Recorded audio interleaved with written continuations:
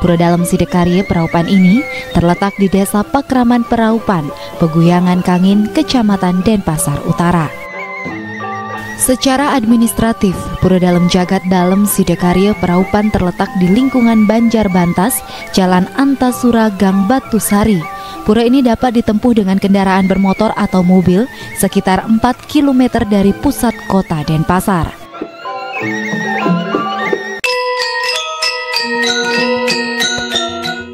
Diceritakan si Arya Panji ingin pergi ke Den Bukit diiringi bendesa Abian Tiing. Setibanya di Den Bukit, Arya Panji berpesan kepada warga Den Bukit agar siap siaga karena musuh dari Majapahit sudah tiba di Bali.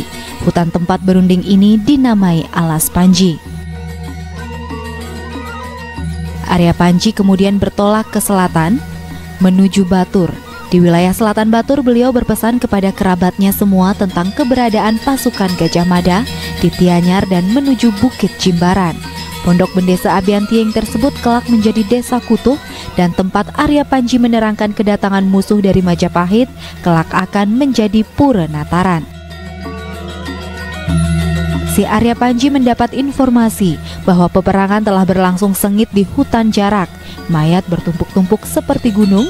Tempat berperang sengit itu jika kelak menjadi desa supaya bernama Desa Bangkali atau Bangli. Si Arya Panji berniat pulang ke Puri Semanggen Dalem Tukup. Di tengah perjalanan beliau bertemu dengan prajurit dari Bukit, yakni Ipatih Tambiak mengungsi ke Batur yakni di Penarajon. Warga tersebar kemana-mana, ada di Batu Bongkang, ada di Genian, ada di Peraupan.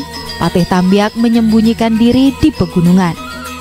Dikisahkan Arya Panji mengungsi ke tempat ayahnya Moksa yakni Puri Batulu.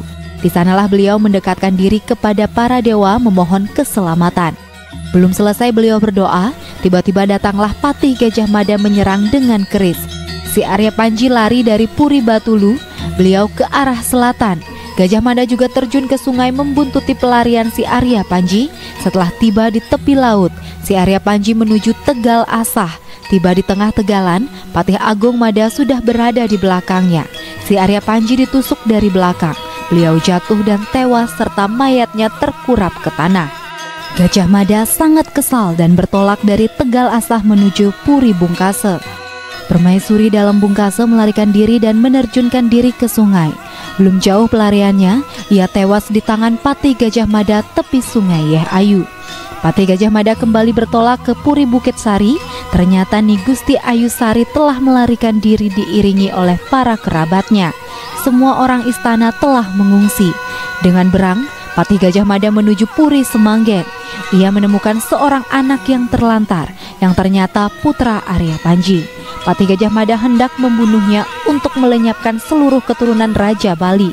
Namun tiba-tiba ia teringat akan ajaran agama, tidak boleh membunuh bocah yang tidak berdosa. Gajah Mada bahkan kemudian mengantarkan si anak untuk melihat mayat ayahnya.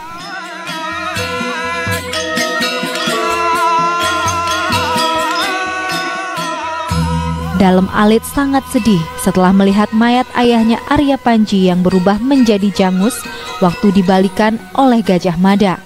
Patih Gajah Mada kemudian mengambil kayu atau taru untuk membuat pererai atau tapel yang dinamakan Dalem Jangus. Dalem Alit itulah yang diserahi tugas melakukan upacara sesuai dengan pererai ayahnya berupa jangus. Pererai atau tapel itu sekarang dinamakan Topeng Sidekarya yang berfungsi sebagai pancayadnya dan tirtanya untuk muput karya. Dan si bocah dinamakan warga Melayu oleh Patih Gajah Mada sebab ayahnya tewas dalam pelarian. Tempat ini tidak lagi bernama Tegal Asah, namun dinamakan Buruan sebab Gajah Mada memburu ayahnya dan membunuhnya di sini.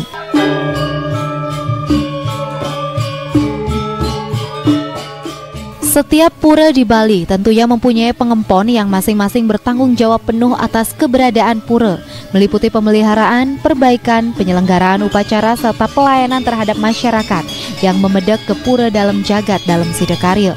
Pengempon Pura Dalem Jagat Dalem Sidekarya ini terdiri dari keluarga Jero Mangku dan para pemedek yang tangkil ke pura serta sembuh berkat nunas tambe dan bersedia ikut menjadi pengempon di Pura Dalem Jagat Dalem Sidekarya.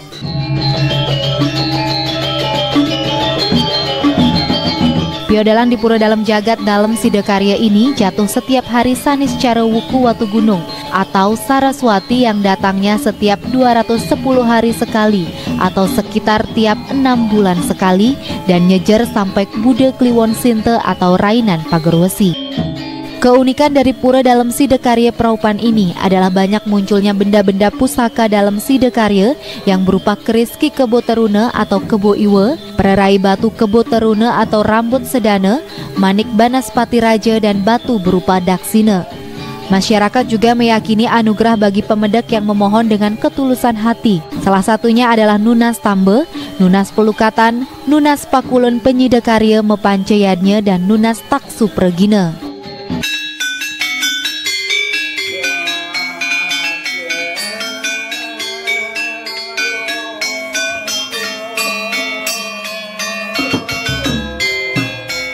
Pura Dalam Sidakarya Praupan merupakan pura dalam jagat atau penyungsungan umum yang berfungsi memohon kerahayuan jagat dan juga memuput karya Mepancayadnya. Pura Dalam Sidakarya Praupan ini termasuk pura cagar budaya karena banyak terdapat peninggalan purbakala yang ada di sini serta dipercayai oleh masyarakat sebagai tempat memuja kerabat dalam atau terah sentana dalam Bali.